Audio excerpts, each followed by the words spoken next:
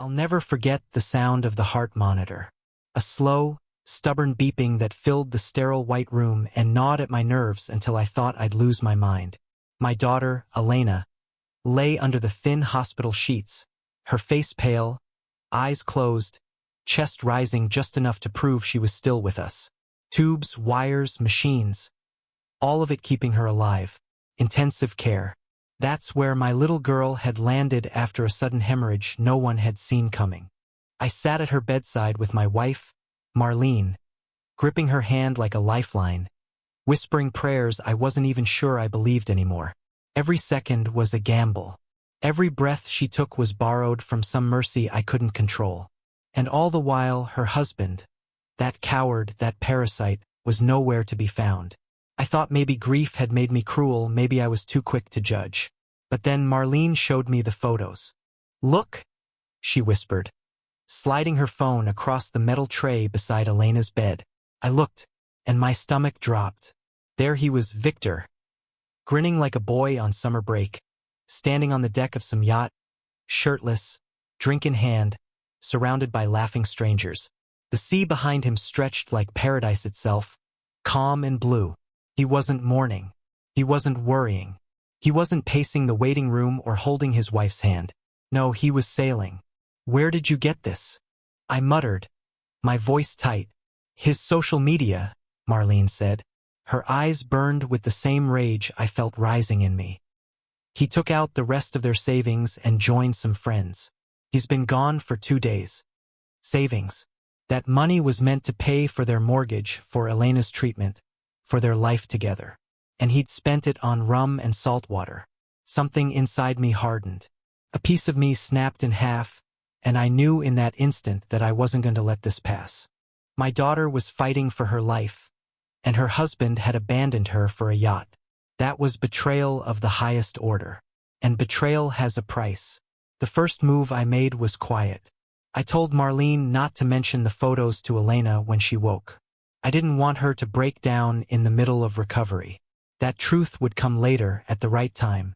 For now, it was my burden to carry. I left the hospital late that night, the fluorescent lights buzzing like flies in my ears, and I drove home with one thought pounding through me like a drum. Take everything from him before he even knows what's happening. Victor had left behind more than a sick wife.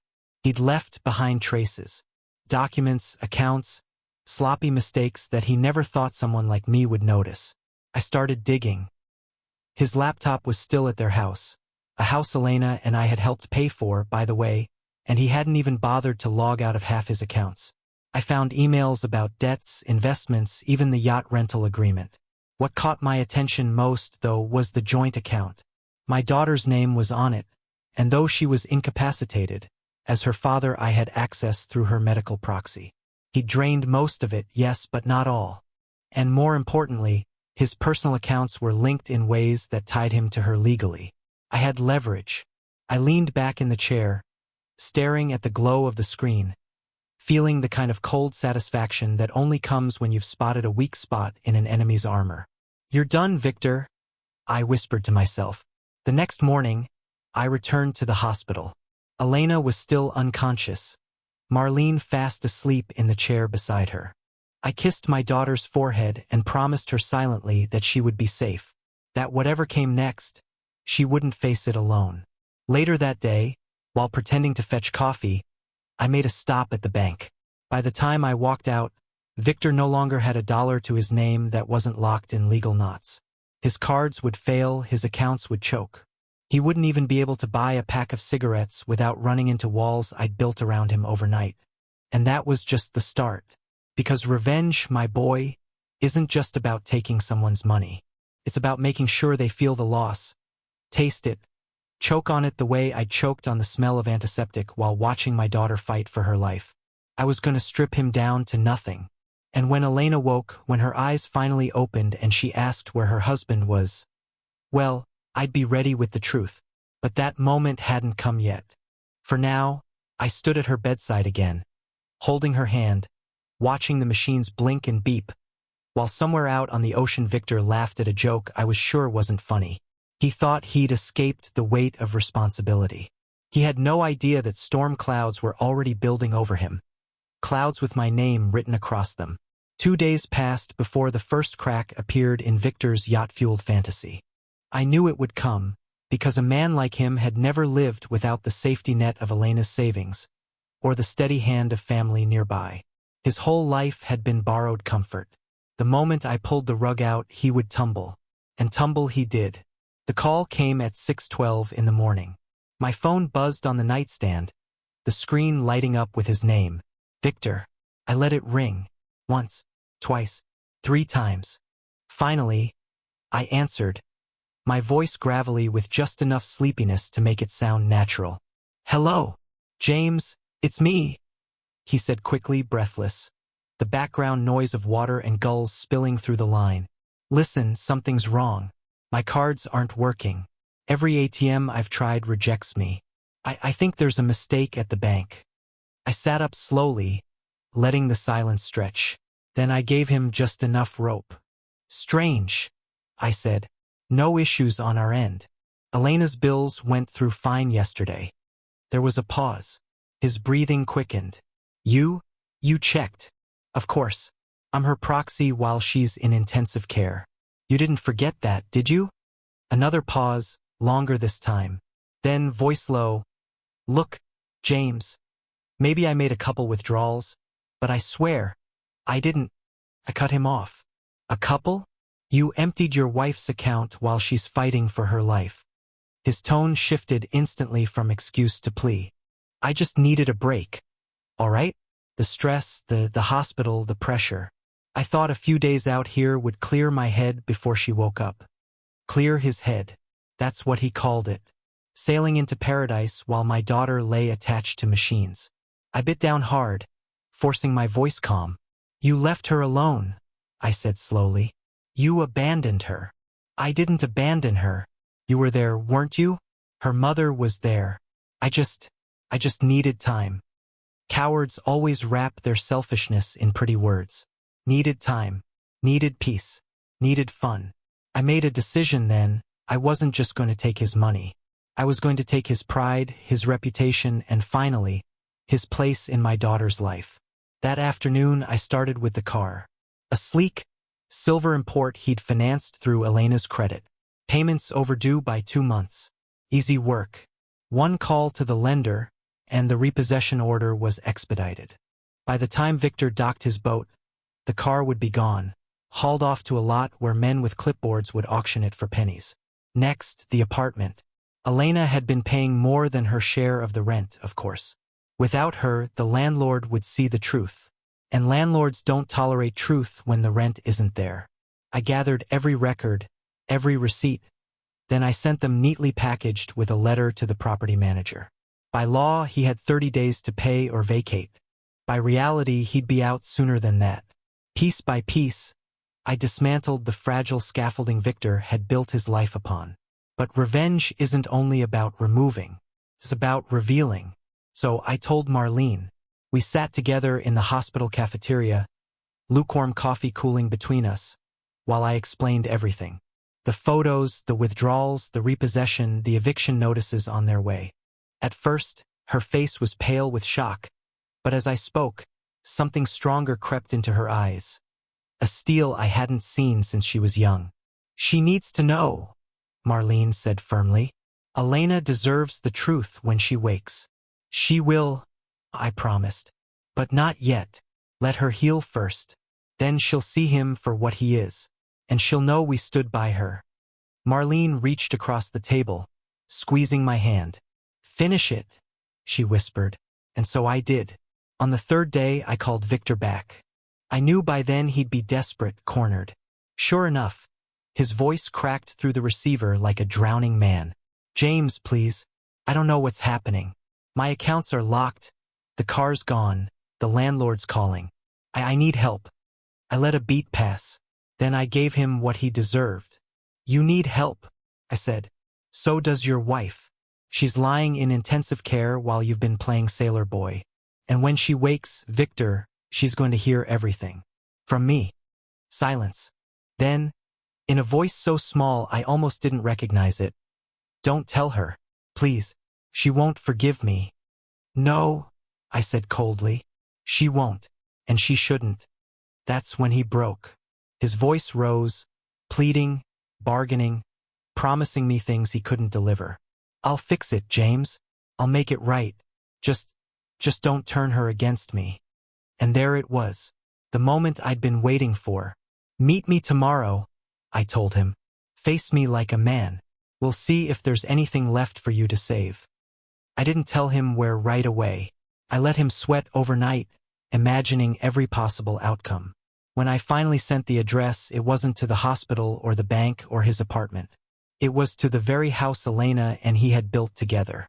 The house Marlene and I had partially paid for, the house that would no longer be his by the time this was over. Because tomorrow, when he walked through that front door, I would be waiting with documents, with proof, and with a truth so sharp it would slice the last bit of dignity he had left. And he wouldn't be walking out the same man. The morning of our meeting, I rose before the sun. The house was quiet. Marlene still asleep in the spare room we'd been using during our long nights at the hospital. I made myself coffee, black and bitter, and sat at the kitchen table with the stack of papers I'd gathered. Bank statements, eviction notices, repossession orders, each one a nail, each one proof. By 8 o'clock, I was at Elena's house. The place smelled stale, curtains drawn, dust gathering where she'd left things before her collapse. It wasn't a home anymore. It was a crime scene waiting for the guilty man to walk back in. And sure enough, at 9:10, the door opened. Victor stumbled in, eyes bloodshot, clothes wrinkled, the swagger gone from his step. He looked smaller than I remembered, like the ocean had washed some of the life out of him. When he saw me sitting in his chair at the dining table, his face drained white. "You," he muttered. "Sit," I said simply. He hesitated, then obeyed, collapsing into the chair across from me like a man already halfway defeated. I slid the first document across the table. "Your car," I said. "Gone." He stared at the paper, lips parting as if to argue, then closing again when he saw the official seal. Another paper. "Your apartment. Eviction notice." He pushed it back with trembling hands. "James, please." Then the final blow, the bank statements, every dollar tracked, every reckless withdrawal laid bare. "Do you see this?" I said, my voice low, steady, the way I used to speak when disciplining Elena as a child. "This was supposed to keep your wife safe, and you blew it on drinks and a yacht." I wasn't, he stammered, his throat closing around words that even he didn't believe. "I just needed." "You needed nothing?" I snapped, the chair groaning under me as I leaned forward. "She needed you. And where were you? Floating out in the sun like a boy on summer break." His eyes glistened now, tears threatening. "I made a mistake." "No," I said coldly. "You revealed who you are." The silence that followed was heavy, broken only by the ticking of the clock on the wall. Victor wiped his face with the back of his hand, sniffling like a child caught in a lie. Finally, he whispered, "Don't tell her. Please, don't tell Elena. She won't forgive me." And there it was, the coward's final plea. Not for redemption, not for love, but for silence. I leaned back, folding my arms. "I will tell her," I said, "because she deserves the truth. And when she hears it, she'll know that her father and mother stood by her, that we protected her when you abandoned her." He shook his head frantically. No, no, no. "James, listen to me. I can change. I'll get a job. I'll pay it back. You'll do nothing," I cut in, "because you have nothing left to give." The tears came freely now, rolling down his cheeks, his shoulders shaking. I should have felt pity. Once upon a time, maybe I would have. But not now. Not after sitting by my daughter's hospital bed, listening to the heart monitor fight for her life, while this man sipped cocktails on a yacht. I stood slowly, gathering the papers.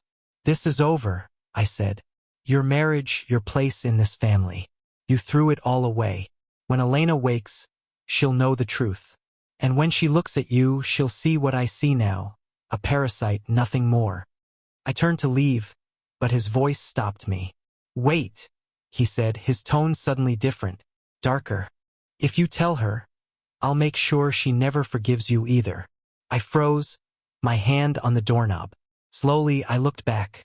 His face had changed, no longer the crying child, but something colder, sharper. What did you say? I asked quietly. His lip curled into a sneer. You think she'll thank you for destroying her marriage? For humiliating her husband? No, James. She'll hate you for it. She'll blame you. And when she does, you'll lose her too. The room seemed to grow smaller, the air heavier. For a moment, we just stared at each other. Two men bound by one woman's life, one fighting for her, the other fighting only for himself. And I realized then, the battle wasn't over. Not by a long shot. This wasn't just about money anymore. This was about loyalty, love, and the way betrayal poisons everything it touches. I stepped closer, close enough that he could see the fire in my eyes. You've already lost her, I whispered. You just don't know it yet. And with that, I walked out, leaving him alone in the house that was no longer his. But as I drove away, his words echoed in my mind. She'll hate you for it. And for the first time since I began my revenge, I wondered if he might be right. The day Elena opened her eyes, the whole hospital seemed to shift. The beeping of the machines sounded different, lighter, like the room itself was relieved to breathe again. Marlene was the first to notice. She dropped her knitting, rushing to the bedside with tears spilling down her cheeks. Elena, she whispered, her voice trembling. Sweetheart, you're awake. I leaned in, gripping my daughter's hand. Her eyes fluttered open, weak but searching, until they landed on me. She gave a faint smile, barely there, but it was enough to split my chest open with relief. Dad, she croaked, her voice hoarse. I squeezed her hand gently. I'm here, baby girl. I'm right here. For 2 days, we kept things simple. I brought her ice chips. Marlene read her little passages from old books she loved, and the doctors measured every sign of progress with cautious optimism. It felt almost peaceful until the third morning, when she asked the question I knew was coming. Where's Victor? Marlene froze. The room chilled instantly. I set down the cup in my hand and looked her straight in the eye. He's not here, I said evenly. She frowned. Why not? Doesn't he know? He knows, I interrupted. He chose not to be here. Her brows knitted together, confusion warring with exhaustion. What do you mean? I hesitated. Marlene's eyes met mine across the bed, silently begging me to wait, to let her heal a little longer. But the longer I waited, the more dangerous the lie became. Elena, I said softly, while you were in here, Victor emptied the savings account. He went sailing with his friends. On a yacht. Her lips parted. At first, I thought she hadn't heard me, but then her hand jerked in mine, weak but desperate, as tears welled up in her eyes. No, she whispered. He wouldn't. Marlene reached out, stroking her hair gently. Sweetheart, I wish it weren't true, but it is. Her tears spilled over, her chest heaving with broken breaths. I don't believe you. He loves me. He wouldn't leave me. I swallowed hard, pulling the documents from my coat pocket, the same ones I'd shoved in Victor's face. Bank statements, withdrawal slips, the yacht agreement with his signature scrawled across it. I placed them in her trembling hands. She stared at them, scanning the numbers, the names. The silence stretched so long I thought I might suffocate. Finally, she dropped the papers onto the blanket and turned her face toward the wall. Get out, she whispered. Marlene gasped. Elena, both of you, she said louder this time, though her voice cracked with weakness. Just leave me alone. My chest tightened, the room spinning around me. I wanted to argue, to explain, to tell her this was for her own good. But her eyes, wet, furious, betrayed, told me there was no use. Marlene tugged my sleeve gently. James, she murmured. Let's go. So we left. And as I walked down that sterile hallway, my boots heavy against the tile, Victor's words came roaring back. She'll hate you for it. And for the first time, I felt the weight of doubt sink its claws into me. Part 5, The Reckoning. The call came 2 nights later. My phone buzzed on the nightstand at 1:14 a.m., jolting me awake. The number was Elena's. "Dad," she whispered, her voice raw from crying. "Can you come?" 10 minutes later, I was at her bedside again. The room was dark, only the faint glow of the machines lighting her face. She looked smaller than I remembered, fragile in a way that twisted the knife in my chest. "I called him," she said before I could speak. My stomach dropped. "Victor." She nodded. I wanted to hear his side. I wanted him to tell me it wasn't true. I braced myself. And her lips trembled. "He didn't deny it. He said he needed space, that I'd understand once I was better." And then she broke off, covering her mouth with her hand. "And then what?" I asked gently. Her shoulders shook. "He blamed me, said I was always so needy, that my illness had drained him, that he deserved a break." I closed my eyes, rage boiling so hot I thought I might burst. "Sweetheart," I said, my voice low, steady, "you don't deserve that. You never did." She shook her head violently, tears streaming down her cheeks. "I loved him, Dad. I trusted him. And he left me." I pulled her into my arms as gently as I could, letting her sob against my chest, the way she had when she was a little girl with scraped knees. My heart ached, but beneath the sorrow was something else, a grim satisfaction. She knew now. She saw him for what he was, but she wasn't done.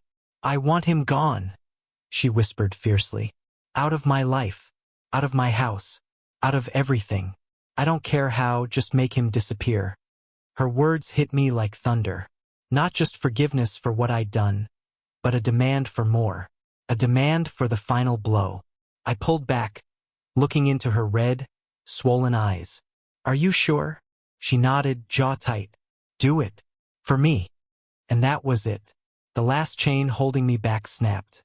The next morning, I set the plan in motion. I gathered the papers again, but this time I added more. Every text, every call log, every scrap of proof I could find. I called a lawyer I trusted, one who owed me favors. By noon, divorce papers were drafted, accounts frozen, and legal action underway. But I wasn't finished. Not yet, because men like Victor don't just need to be cut off. They need to be buried. So that evening I paid him a visit.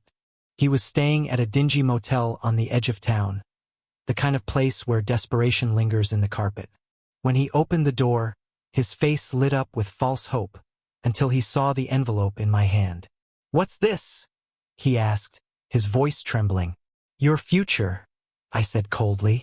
He opened it, eyes scanning the documents, his face draining of color with every page. Divorce, debt, legal charges for financial misconduct. It was all there, wrapped neatly like a noose. "You can't do this," he stammered. She won't go through with it. She loves me." "Not anymore," I said. "Not after everything." His knees buckled, and he sank onto the edge of the bed, the papers spilling around him like ashes. I leaned in close, my voice a whisper meant to burn into his soul. "You had everything, and you threw it away. Now you'll have nothing. And when people ask what happened to you, they'll know. They'll know you were the man who abandoned his wife in intensive care to chase rum and saltwater." He looked up at me, eyes wide with terror. "You've destroyed me." I straightened, turning toward the door. "No," I said. "You destroyed yourself. I just made sure everyone else saw it too." And as I walked into the night, leaving him broken in that filthy room, I realized the revenge was complete. But there was one thing left I hadn't decided. When I told Elena everything I'd done, would she see me as the father who saved her, or the man who made sure her husband was left in ruins? It was 3 weeks later when the hospital finally released Elena. The doctors called it a miracle, though I knew better. Miracles weren't delivered by God. They were paid for with sleepless nights, trembling prayers, and the kind of stubborn will only a father and mother can carry. Marlene and I brought her home, not to the house she'd shared with Victor, but to ours. The very sight of that place made her sick, she said, and I didn't argue. We set up her old room just the way she'd liked it when she was a teenager. Pale curtains, a little lamp on the nightstand, and her books stacked neatly on the shelf. The first night, she slept for 12 hours straight. Marlene stood at the doorway, arms folded tight, whispering, "She looks like she did when she was 15. My baby." I nodded, though my mind wasn't on Elena's sleep. My mind was still at that motel room, still hearing Victor's broken voice begging for mercy he didn't deserve. I'd thought that moment would satisfy me, that watching him crumble under the weight of his own betrayal would lift the anger from my chest. But instead it left something heavier, a quiet that pressed on me day and night, like standing in the aftermath of a storm where the air is too still, too unnatural. One evening, about a week after Elena returned, I sat on the porch with her. The sun was low, painting the fields in gold, and she held a mug of tea between her hands. She was stronger now, color back in her cheeks, though her eyes carried a shadow that hadn't been there before. She spoke first. "He signed the papers." I looked at her. "Victor." She nodded. "The lawyer called.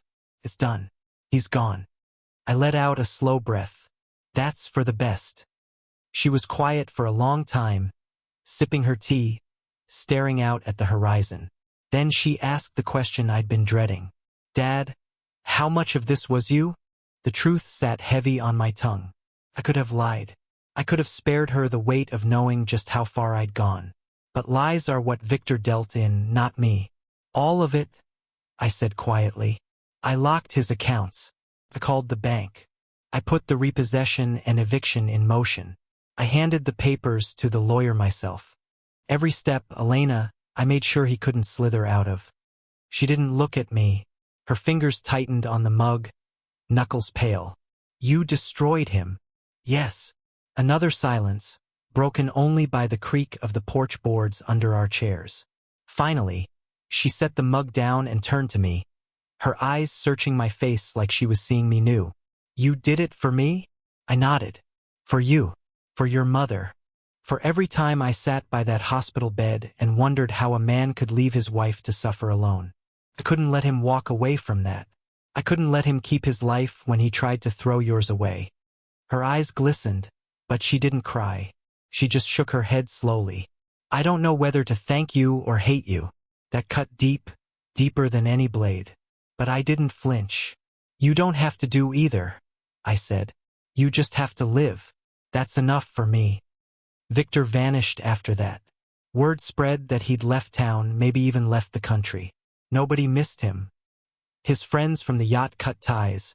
The landlord washed his hands of him, and the world moved on as if he'd never existed. That was his punishment. Not death, not prison, but erasure. And yet I couldn't shake him. Nights were the worst. I'd lie awake, listening to Marlene's breathing, staring at the ceiling while the same thought gnawed at me. Had I stolen too much? Not from him, but from Elena. Because in destroying him, I'd also destroyed her illusion.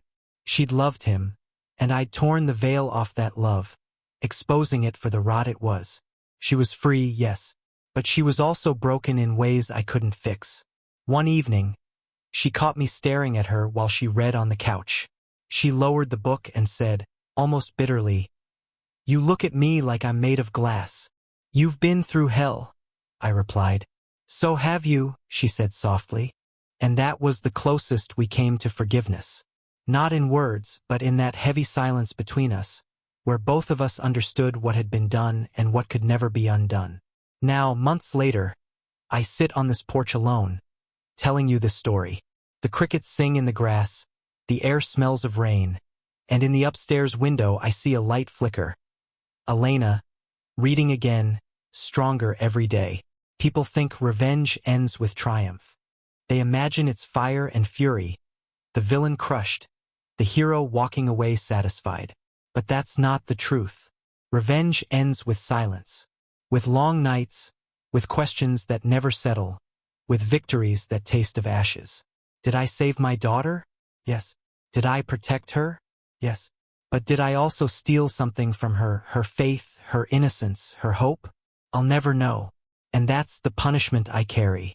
Not guilt, not regret exactly, but the endless wondering of a father who chose vengeance and lived to see its cost. So, when you ask me if I'd do it again, I'll tell you the truth.